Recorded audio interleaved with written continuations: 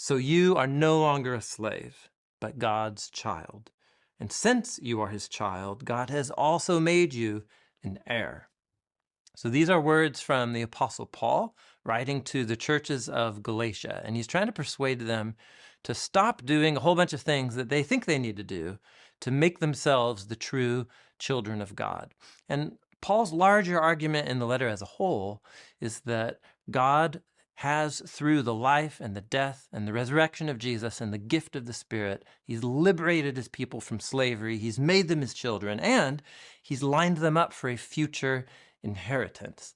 So I hope you're hearing echoes of the Exodus story here, where Paul's retelling the story of the Galatians as just like the Israelites were liberated from enslavement to Pharaoh, they were freed out of slavery and on their way into their inheritance in the promised land. Except Paul wants them to see that the one enslaving them this time is not just another human king, but it's the power of death itself. And that the future inheritance they have lined up for them, guaranteed, is eternal life and the hope of the new creation.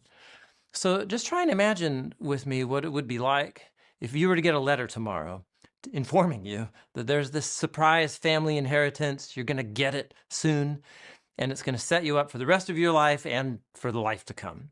And just try and imagine how that would change how you think about every person in your life and the interactions that you have with them. Try and imagine the kind of peace that you would experience knowing that your future is secure, or the generosity that you could then live with, knowing that you have all the resources available to you that you could ever want. And that's the kind of mindset that Paul is inviting the Galatians to adopt, but also for us to adopt as well.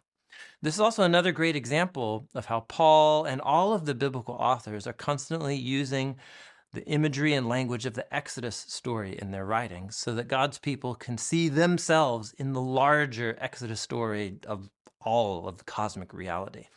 And if that pattern of the Exodus is something that interests you, you can check out the new Bible Project video on the Exodus Way. You can also sign up for the Exodus Way reading plan right here in the